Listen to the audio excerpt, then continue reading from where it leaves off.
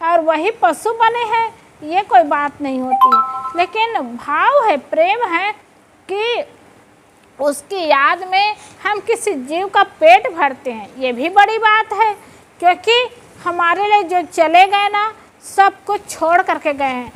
वो माता पिता जन्म दिए, पाले पोसे योग्य बनाए, धन का हकदार बनाए, धन जमीन मकान सब कुछ छोड़ करके गए हैं। और छोड़ करके गए, कुछ लेके तो नहीं गए, सब कुछ छोड़ करके गए तो रहने वाले के लिए हो गए सब कुछ।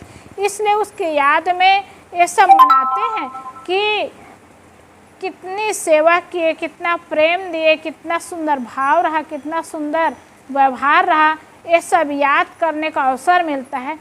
इसलिए माता पिता सुंदर भाव प्यार तो सबको देते हैं, और कर्म अच्छा करे, व्यवहार अच्छा बनाए तो सीख भी मिलती है। ऐसे हम लोग को भी जीना चाहिए, ऐसे कर्म करना चाहिए, ये बहुत बड़ी सीख मिलती है। तो पूर्वजों को याद करने का मतलब, आज हमारे पूर्वज आए उसके नाम से हलवा पूड़ी और बड़ा खाए, यही बात नहीं रहती। बड़ा खाने का, हलवा पूड़ी खाने का रिवाज तो पूर्वजों ने बनाया है, लेकिन उसको याद करने का निमित्त होता है वो जैसे जीते थे, जैसे कर्म करते थे, जैसे व्यवहार बनाते थे, अच्छा गुण है, अच्छा स्वभाव है, तो हम लोग को भी ऐसे जीना चाहिए, ऐसे कर्म बनाना चाहिए। और गलत स्वभाव रहा तो सीख लेनी चाहिए कि उनका जीवन कैसे रहा, हम लोग को ऐसा नहीं करना चाहिए, ऐसे नहीं जीना चाहिए। तो उनके जीवन से बहुत बड़ी सीख मिलती है, बहुत बड़ा ज्ञान मिलता है। इसलिए पूर्वजों को याद करने का, हमारे जो पूर्वज लोग रहे बहुत सुंदर नियम बनाए कि अच्छा याद करने का, कि याद करके हम अपने जीवन को अच्छा बनाएं, कर्म को अच्छा बनाएं। ये बहुत बड़ी महानता, बहुत बड़ी विशेषता रहती है। आज देखने को मिलता है पति पत्नी सुंदर नहीं व्यवहार कर पाते हैं, परिवार वाले अच्छा व्यवहार नहीं कर पाते, जीवन कैसे अच्छा बनेगा। बहुत ज़्यादा ज़रूरी होता है घर में पति पत्नी तो सुंदर व्यवहार करें। अब ये देखने को मिलता है भाई बाहर के काम करने वाले हैं, माताएं घर को संभालती है, तो माताओं के अंदर में भी अहंकार आता है कि मैं ही घर का काम कर रहे हैं, मैं ही संभालती हूँ। भाई को भी अहंकार होता है, बाहर का काम मैं ही करता हूँ, अब पैसा मैं ही कमा करके लाता हूँ, वो भी अहंकार होता है। अहंकार करे, रूप दिखाए ना तो कुछ नहीं बनता। इसलिए सुंदर प्रेम और शालीनता का व्यवहार हो, वो जीवन को सुंदर और सुखमय बनाता है। एक बार पति पत्नी दोनों रहे तो धीरे धीरे दोनों में तनातनी होने लगा और झगड़ा कुछ होने लगा। तो पति कहने लगा मैं बाहर से कमा के लाता हूँ, दुकान चलाता हूँ, तब तुम घर संभालती हो, घर बनाती हो, घर में भोजन वोजन सब बनाती हो। तो पत्नी कहने लगे दिन भर घर के काम में मैं लगी रहती हूँ और काम धंधा मुझे घर का करना होता है, एक क्षण आराम नहीं मिलता, और तुम तो बाहर से आते हो और मालिक बन कर के ऐसो आराम से बैठ कर के खाते हो। दोनों में कभी कभी ऐसे तनातनी हो जाती थी। तो एक दिन शाम का समय हुआ, दोनों में ज़्यादा बातें हो गई, तो घर मालिक कहने लगा अच्छा चलो ऐसा करना कि कल के बाद मैं भोजन बनाऊंगा और दुकान तुम जाना। तो उनकी पत्नी कहने लगे ठीक है, मैं दुकान जा सकती हूँ, दुकान संभाल सकती हूँ, कल मैं दुकान जाऊँगी, आप भोजन बनाना। दोनों ऐसी बातें हुई और सुबह होने के बाद उसकी पत्नी नहा धो करके दुकान गई, और दुकान भी किराना दुकान, कपड़ा का दुकान था, तो 10 किलोमीटर था घर से। तो तैयार होके बढ़िया दुकान गई, और उनके पति भी तैयार हुए, नहा धो के तैयार हुए भोजन बनाने के लिए, वो भी तैयार हुए। अब उनकी पत्नी तैयार होके जब दुकान गई, दुकान पहुंची 10 किलोमीटर के बाद, तो चाबी ही ले जाना भूल गई थी। अब क्या करे, अब तनातनी तो था ही, और गई और चाबी भूल गई। तो फिर चाबी के लिए आई, और उनके पति अब भोजन कभी कभी कोई भोजन बनाते हैं ना तो सहजता हो जाता है, और भोजन नहीं बनता जिससे ना, तो भोजन बनाना भी बहुत कठिन हो जाता है। क्या बनाना है, कैसे बनाना है, कितना बनाना है, कठिन हो जाता है। अब ऐसे होने लगा घर मालिक में, अब क्या बनाना है, कितना बनाना है, कौन सी सब्जी बनानी है, चावल कितना बनाना है और सामान कहाँ रखा है, धनिया मिर्ची नमक कहाँ पर है। अब उनको पता ही नहीं, बस आते थे दुकान से सिर्फ खाते थे, तो क्या पता। लेकिन इतने में उनको तना तनी अहंकार भर गया था और इसी में बात बढ़ गई थी। तो वो खोज रहा था, उनको मिला नहीं था। अब उनकी पत्नी आई तो देख करके बहुत खुश हुए, मन ही मन सोचा चलो अच्छा हुआ आ तो गई। और वो आए संकोचाए शरमाए आई कि देखो मैं दुकान गया लेकिन चाबी ले जाना भूल, दुकान तो गई लेकिन चाबी भूल गई थी, कहीं मुझे डांटे ना, कुछ कहे ना। ऐसे कह के आई समय और बैठी तो उनके पति कहने लगे अच्छा हुआ तुम आ गई। तो बड़े प्रेम से बात करने लगे। तो वो कहने लगी क्या कहीं मैं गई तो, लेकिन चाबी ले जाना भूल गई थी, इसलिए चाबी के लिए आई हूँ। तब घर मालिक कहने लगा अच्छा चावल कितना बनाना है, सब्जी कौन सी बनाना है और मिर्ची धनिया टमाटर कहाँ पर है।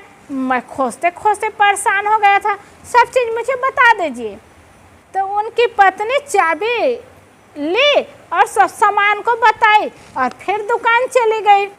अब दुकान तो गई, अब दुकान जब खोली तो ग्राहक लोग आए तो सामान मांगने लगे।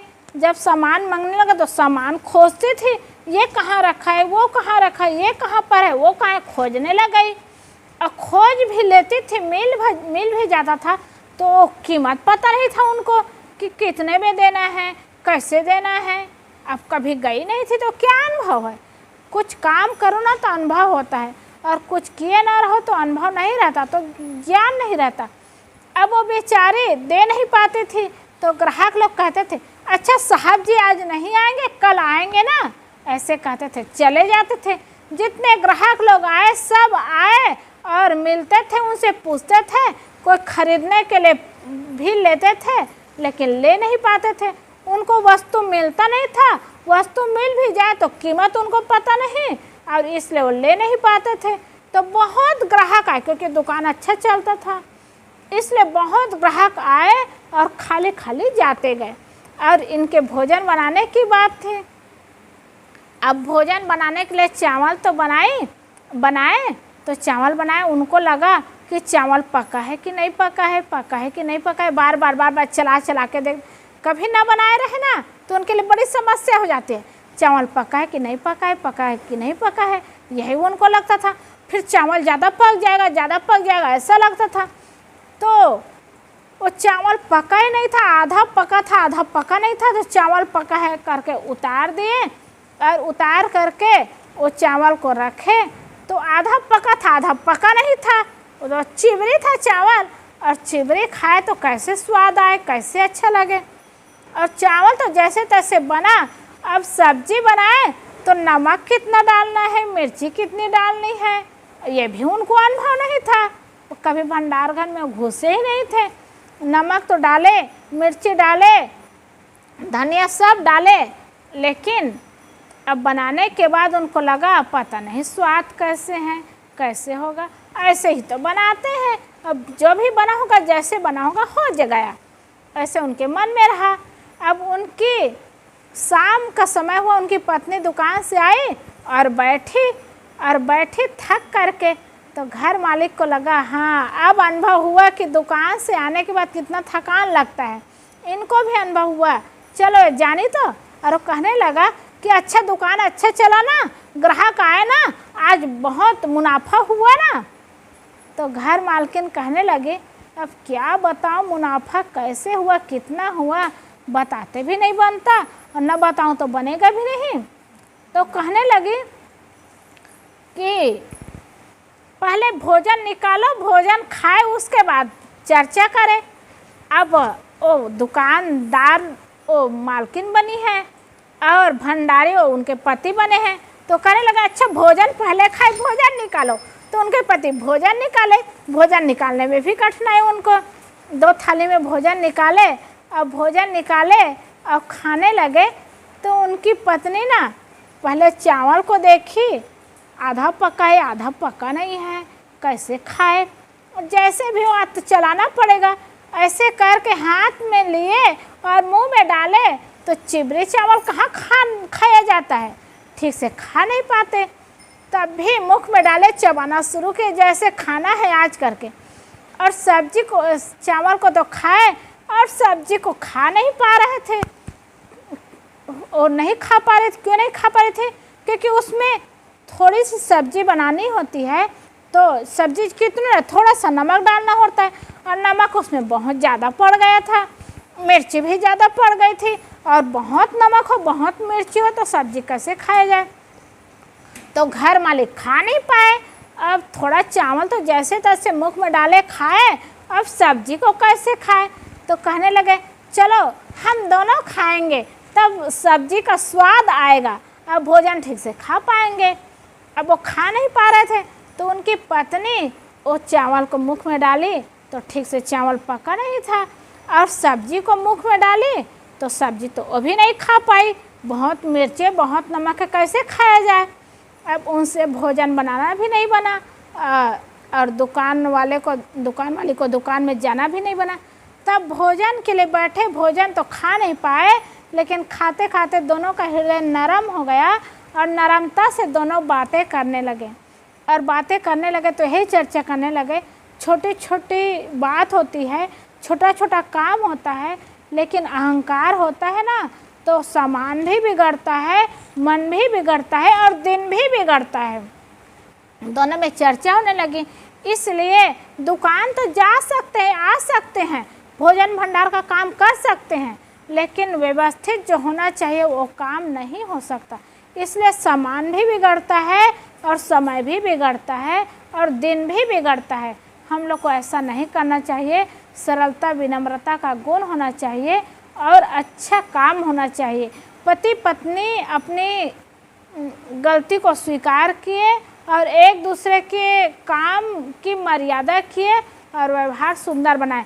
उस दिन उन दोनों को सीख मिल गई, सबक मिल गया कि अहंकार नहीं करना चाहिए। जहाँ भी अहंकार करो वहाँ जीवन बिगड़ता है। सरलता और नम्रता का जीवन बनाए तो छोटा सा काम भी सुंदर बनता है, अच्छा बनता है, व्यवस्थित बनता है। तो दोनों में सीख मिल गई, सबक दोनों ले लिए। ऐसे ही व्यवहारिक जीवन में देखने को मिलता है।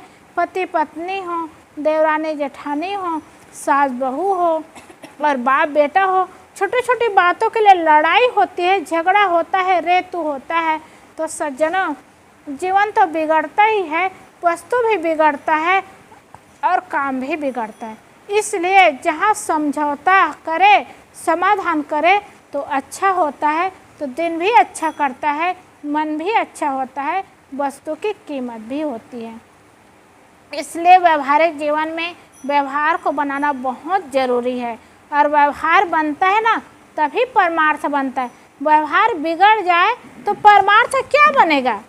कितना धन हो, संपत्ति हो, पैसा हो, जेब में पैसा रहे, गोदरेज में पैसा रहे, आज के समय में बैंक में पैसा रहे, क्या आपके दुख को पैसा दूर कर पाएगा? पैसे की कीमत है, वस्तु की कीमत है। पैसा बिना जीवन दुखमय हो सकता है, पैसे की कीमत है, लेकिन उतनी ही कीमत है जितने से शरीर का निर्वाह हो, आवश्यकता की पूर्ति हो। और लाखों करोड़ों रुपया बैंक में पड़ा रहे, क्या वो सुख दे सकता है? उससे जीवन शांतिमय बन सकता है? इसलिए पैसा कुछ कुछ है, बहुत कुछ है सज्जनों, लेकिन पैसा सब कुछ नहीं होता।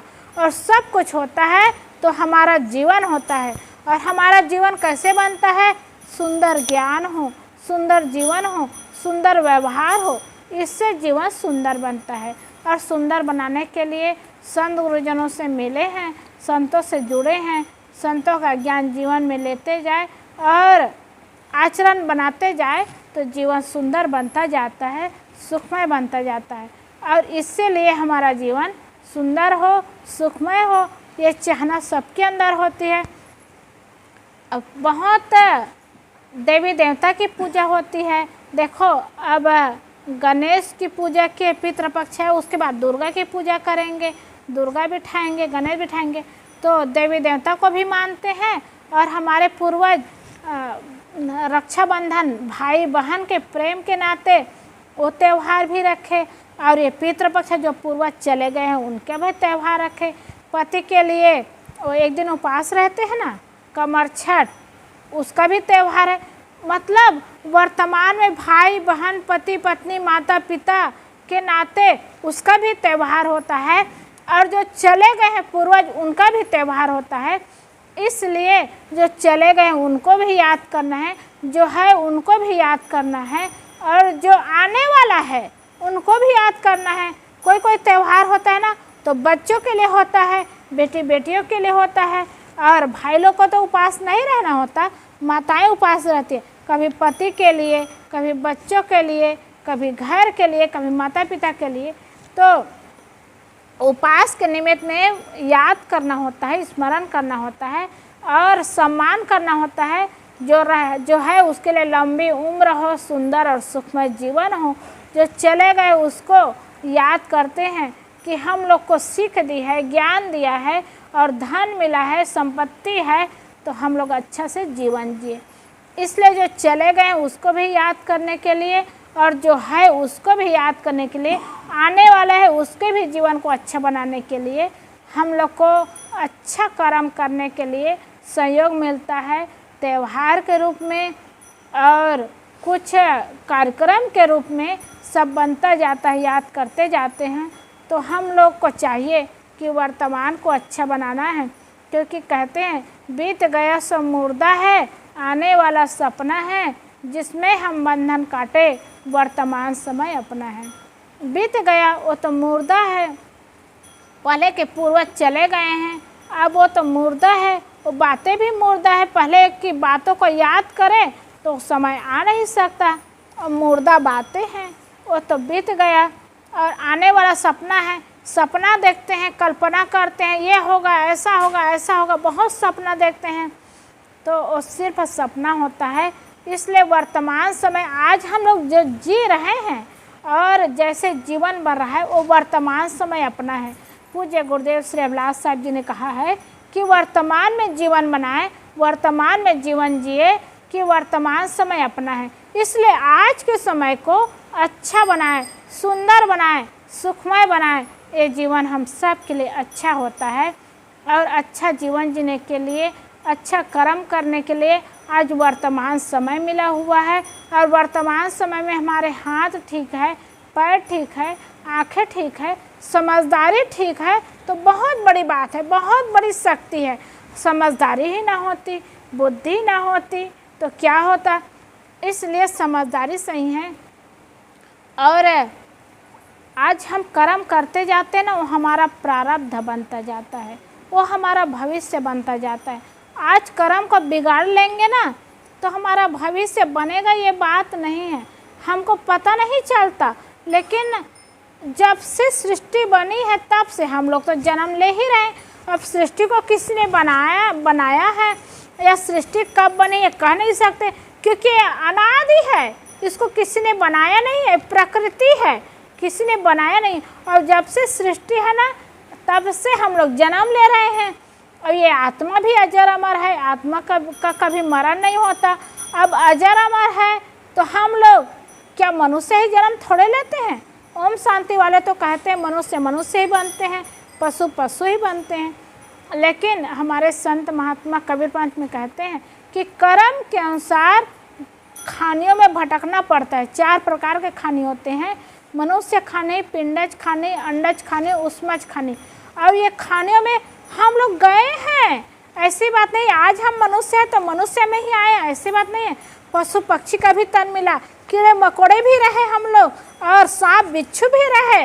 वो ज्ञान नहीं है, याद नहीं है, लेकिन ऐसे ऐसे हम लोग को भटकना पड़ा, क्योंकि हमारे में जो आत्मा है ना वही आत्मा वो सब में है।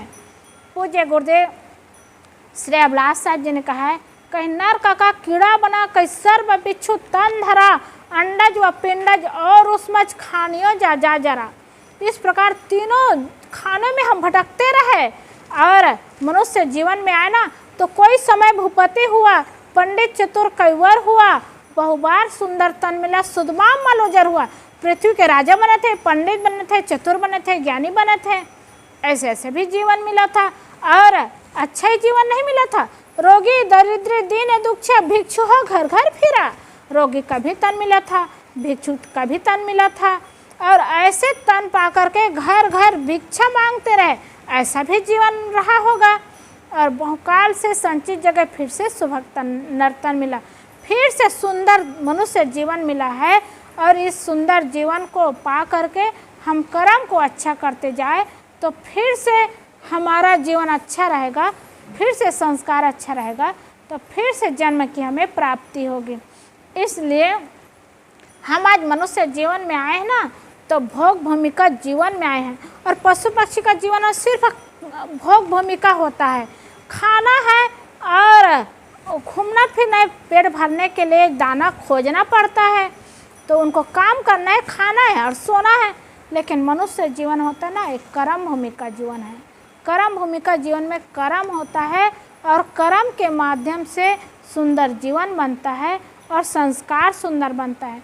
क्योंकि कर्म भूमिका में ना हम लोग आते हैं तो बताते हैं कि सब लोग देखते भी हैं, खाली हाथ आते हैं, खाली हाथ जाते हैं, और कहते हैं मुट्ठी बांधे आए जगत में खाली हाथ जाना है। और सब लोग जानते हैं कि हम लोग इस संसार में कुछ लेके नहीं आए, और जाना भी है तो कुछ लेके नहीं जाएंगे।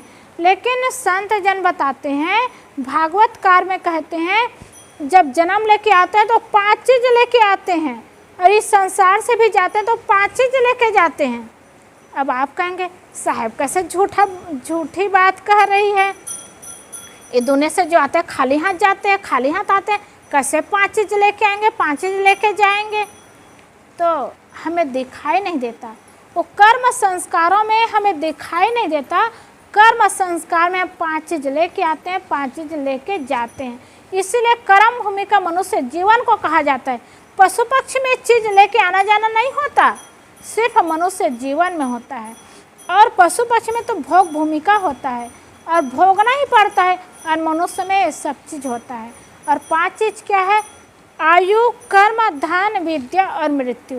ये 5 चीज़ हम लोग लेके आते हैं, और 5 चीज़ लेके आते हैं। इस संसार से जाते भी है ना, तो 5 चीज़ लेके जाते हैं। आयु को लेके आते हैं, तभी देखते हैं ना, कोई माँ के गर्भ में रहता है और उनका शरीर छूट जाता है, कोई 2 ही 4 दिन रहता है और कोई 10 ही दिन रहता है, शरीर छूट जाता है। अब माँ के गर्भ से आया है, ठीक से देख नहीं पा रहा है, बात खुलती नहीं, वो कौन सा पाप कर लिया, उसको दुनिया से छुट्टी मिल जाती है। और कोई 40 साल 50 साल रहता है, तो कोई 100 साल की उम्र होती है। हम लोग यहाँ जितने लोग बैठे हैं ना, वो अपने माँ के गर्भ में रहे तभी आयु को लेके आए हैं। इतनी बड़ी घटना घटी, और जाने का होता ना, थोड़ा सा ठोकर लगता, उसमें छुट्टी हो जाती। लेकिन इतनी बड़ी घटना घटी, 1-1 महीना तक हॉस्पिटल में भर्ती रही और शरीर बच गया। और माँ के गर्भ से ही हम आयु लेके आए हैं, तो कैसे जाती और शरीर कैसे छूटता?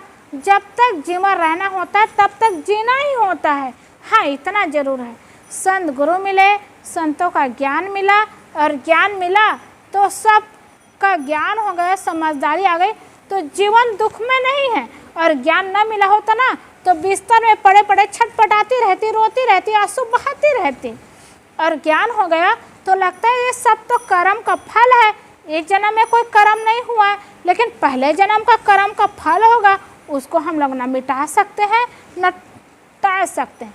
इसलिए भोगना ही पड़ता है, तो स्वीकार करना ही पड़ता है, और उसको रो करके भोगे चाहे हंस करके भोगे, इसको स्वीकार करना ही है। इसलिए प्रसन्नता पूर्वक स्वीकार करो और भोगो।